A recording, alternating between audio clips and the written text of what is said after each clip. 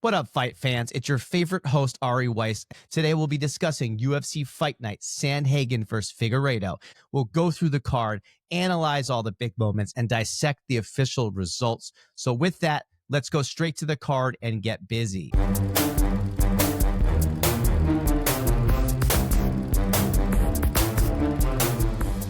Man, this is unbelievable here. Let's just take a gander at this. So UFC Fight Night, Sandhagen versus Figueiredo. It was live in Des Moines, Iowa. First thing I want to say is thank God it's not the Apex, because I'm so sick.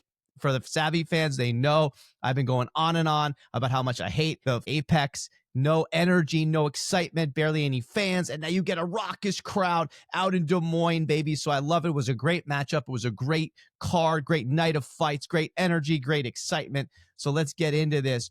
Before I get to the main card, I just want to give a shout out to our girl, Miesha Tate. We know she's an ex-bantamweight champ that come from behind victory against Holly Holm many years ago in those battles with Ronda. And I just, listen, hats off to Santos, number 10 in the world bantamweight. She took out Miesha. Miesha came out fighting in that first round, and she looked pretty good, but quickly Santos just sort of took over in the end of the first, carried it through the second. Miesha just looked older. I don't think she couldn't stand up with her really anymore, and lost the second round. And then she rallied in the third round. She rallied. She gets the takedown. She gets her back. She's close to a submission, but Santos smart enough to fend it off, to battle her way through, knowing she's already up 2 rounds most likely, and so she gets the decision. But I just wanted to bring it up because it's sometimes nice. You see these old champs from our heyday. They try to make these comebacks. She did look in good shape, but she just doesn't look like she probably has the prowess on the feet to be able to contend with some of these younger contenders. Okay, so let's get into the main card. Man, it was chock full of some crazy action. I'm definitely pumped on this.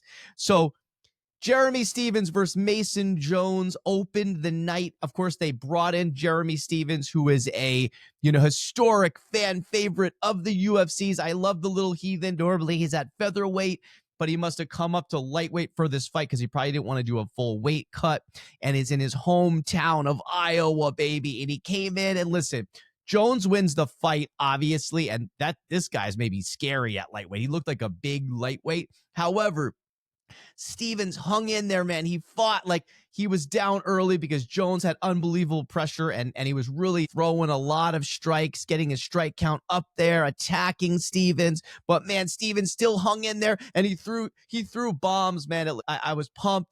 I was feeling really good about this. He was in it, and especially in the second round, he actually had a couple punches that connected, and I thought maybe we could get like a miraculous knockout, but it just didn't seem like it was going to happen for us. And so Jones did great work, got the takedown round 3, decided not to risk it because he noticed how dangerous, Stephens was on the feet, and that was his only chance of winning. So great performance by Mason Jones, but also at the same time, Stephens really hung in there and really showed why we were all Stephens fans at one point. And I don't know if he comes back now. I don't know if this is just like a special, one-time consideration that the UFC brought him back in. But either way, I guess let's see. One last thing I'll say here, though, it was great to just have the crowd behind him there. Now, second fight of the night, Cameron Smotherman versus Saidi. We stupidly took Smotherman. Saidi was just too skilled, man. He had the total package,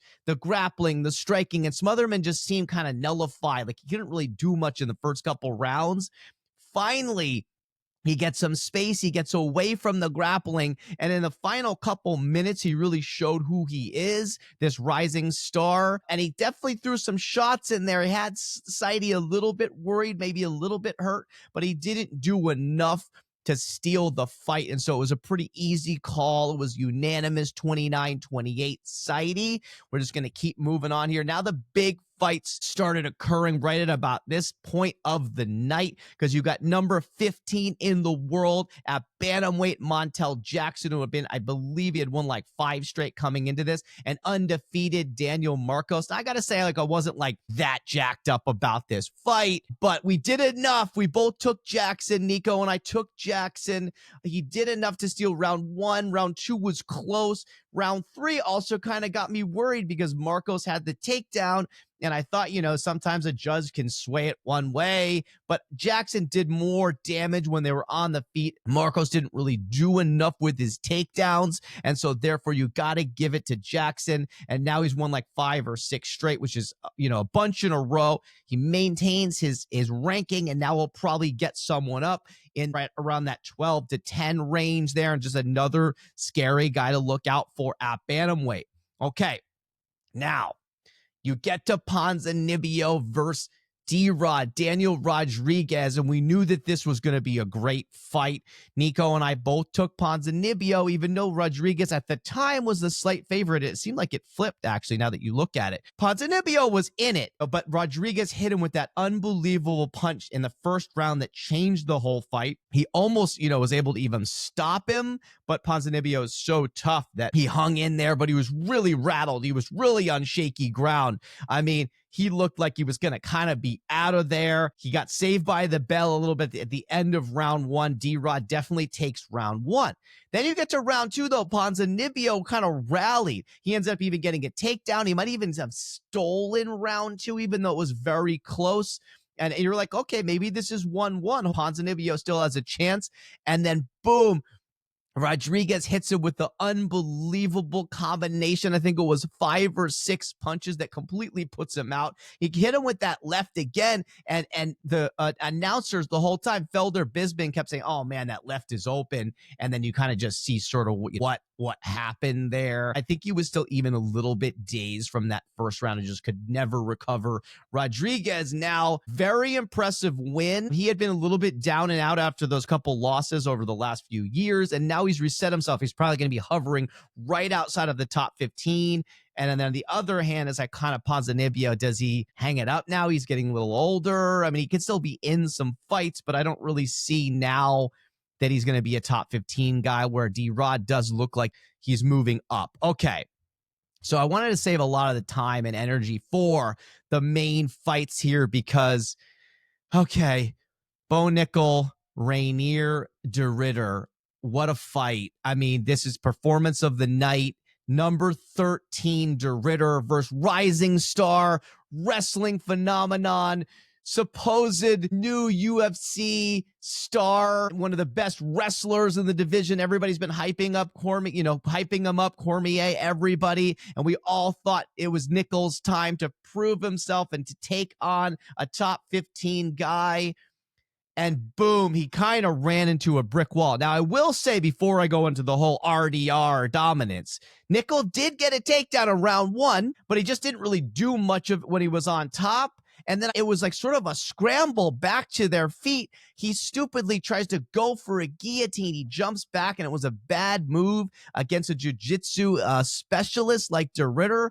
And it changed the whole fight, because if Nickel hadn't done that, and he got another takedown, maybe he would have worn on him. And so de Ridder got top position. And from then on, he sort of wore Nickel down. And, he did get through round 1. And then in round 2, all the bombs occurred. De Ridder just started clipping him with these knees and kind of hurt him with the knee early, and then came right after him, didn't give any space, hit him with some unbelievable punches, and then those crazy knees that ended the fight. So now de Ridder is propelled to, maybe he's now the superstar. It was a 1FC double weight champ, middleweight and light heavyweight, and now he's showing with 3 straight UFC wins. This guy is a real problem. And Nickel is look like, oh man, his star just got completely diminished because he didn't really seem like, even when he did get the takedown the first round, he wasn't being very aggressive. There was no sense of urgency. I didn't really see like any domination feeling from him at all. And so now I'm like, listen, he's still young. He's still going to be around. He just needs to, I mean, and yes, De Ridder is a big guy. I mean, we're dealing with a 6'4" massive frame. So it's easy for us to say, why didn't Bo take him down more easily? But I just didn't really look that since the Craig fight in that last one. He just really hasn't looked the same. Maybe he learns from this, but man, he's got a lot of work to do. And that whole nickel hype train is definitely derailed, sadly. Back to De Ridder. Let's look at this. Who does he get next? Because now that's the more exciting part of the story, shockingly. If you look at the middleweight division, now I got to say, like, there's a lot of guys sitting there. Hernandez is a great fight. Doleeds is a great fight. Cannonier is a great fight. Bahalio is a great fight. Whitaker is a great fight. But they're probably all trying to fight up. Now no one's probably going to want to fight down against this crazy guy. Maybe a Cannonier would, because he was coming off those losses before he sort of saved his career with that one win. Maybe a sliding Vettori wants to prove him stuff, and then he'll have to take on a De Ridder.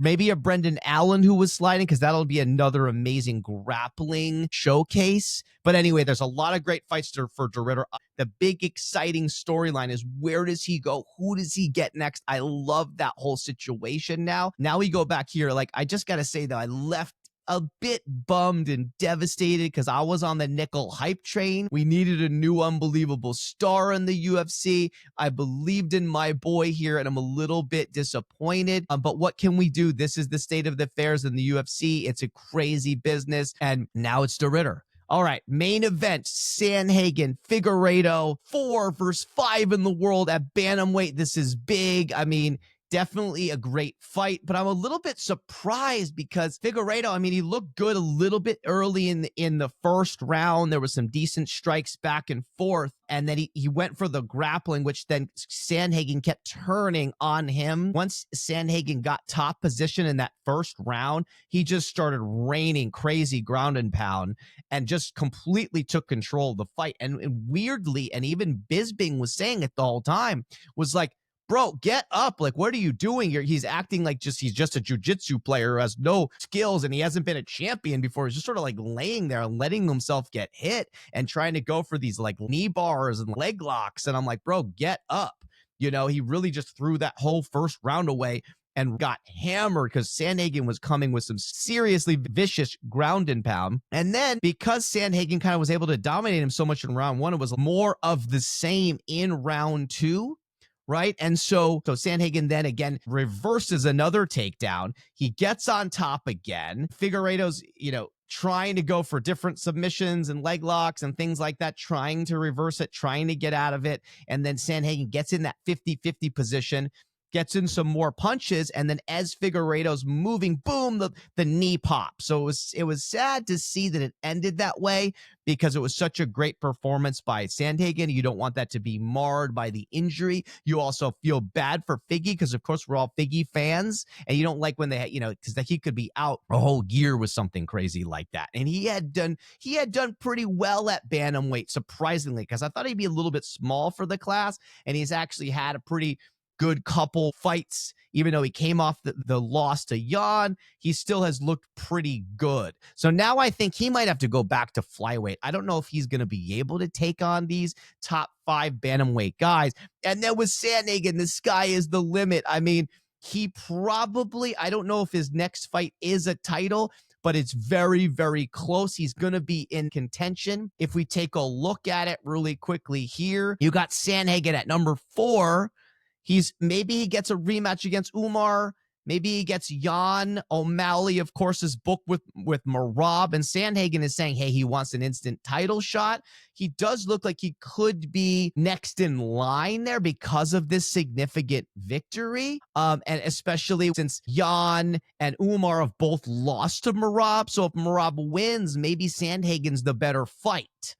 I don't know, but at least he's definitely in the running. I think he's still maybe a fight away, though. I say he should probably have to take on a Jan, maybe do an Umar rematch.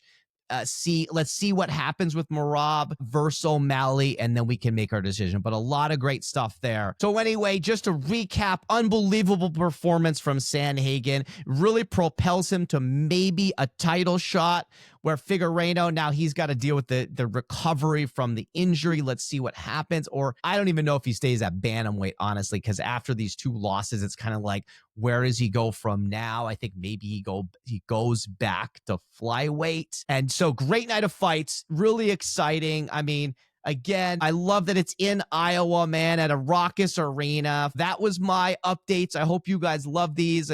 If you disagree with my opinions, let me know online. But definitely, if you love the way that we go through everything in a very detailed fashion. Make sure you subscribe to the page. Okay, that's it for the week. If you love these shorter episodes, make sure to hit subscribe. And if you're a real MMA enthusiast, don't forget to check out the extended full Excuse the Savvy podcast episodes that come out every 2 weeks. We're on YouTube. We're blasting hard on the talk.